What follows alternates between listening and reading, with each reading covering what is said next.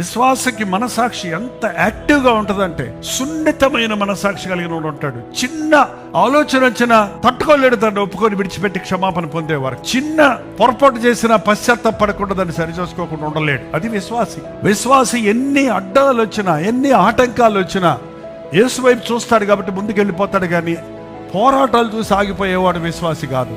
వంకలు చెప్పేవాడు విశ్వాసి కాదు. సాకులు చెప్పేవాడు విశ్వాసి కాదు. ఇతరుల మీద నిందలు మోపేవాడు విశ్వాసి కాదు. ఎప్పుడు ఇతరులు నీకు అభ్యంతరం పెట్టేవాళ్ళు ఉంటారు ప్రపంచంలో. నువ్వు ఎక్కడికి వెళ్ళినా సరే, నీ ఇంట్లోనే ఉంటారు, నీ సంఘంలో ఉంటారు, నీ పక్కనే ఉంటారు. వాళ్ళు ఎప్పుడు వాళ్ళని ప్రేరేపించే సాతాను ఎప్పుడో ఉంటాడు. విశ్వాసి వెనకాల ఉంటాడు. వాడు సాతాను నీకు తెలుసో తెలియదు. విశ్వాసిని ఎలా వెనక్కి లాగాలా అని ఎక్కడ విశ్వాస కార్యాలు నువ్వు చేయాలనుకుంటున్నావో అక్కడే అపవాది నిన్ను గురి తప్పించడానికి ప్రయత్నిస్తాడు. నిన్ను విశ్వాసహీనుని చేయడానికి ప్రయత్నిస్తాడు. నిన్ను అభ్యంతరపరుస్తాడు. నీకు ఇష్టమైన వాళ్ళ ద్వారా అభ్యంతరపరుస్తాడు. రోడ్డు పోయేవాడు అంటే మనం తట్టుకోవచ్చు. నీ పక్కన ద్వారానే, నీ ఎదురున్న ద్వారానే, నీ కట్టుకున్న భార్య ద్వారానే, నీ సొంత భర్త ద్వారా, నీ బిడ్డల ద్వారానే, నీ తోటి సేవకుల ద్వారానే, నీ బెస్ట్ ఫ్రెండ్ ద్వారానే నిన్ను విశ్వాసంలో నుండి లాగేయడానికి ప్రయత్నిస్తాడు. ఆ సాకులు చూసుకుంటే, ఆ పోరాటాలు చూసుకుంటే ముందుకు సాగలేడు విశ్వాసి. నీ మనసు డైవర్ట్ చేసేస్తాడు సాతాను. విశ్వాసి ఎప్పుడు విశ్వాసి కళ్ళు యేసు వైపు చూడాలి. యేసుని చూడకుండా పక్క వాళ్ళని చూసావా, అయిపోయింది, నీ విశ్వాసం పోయింది. యేసుని చూసినంతసేపు ముందుకు నడవగలుగుతావు.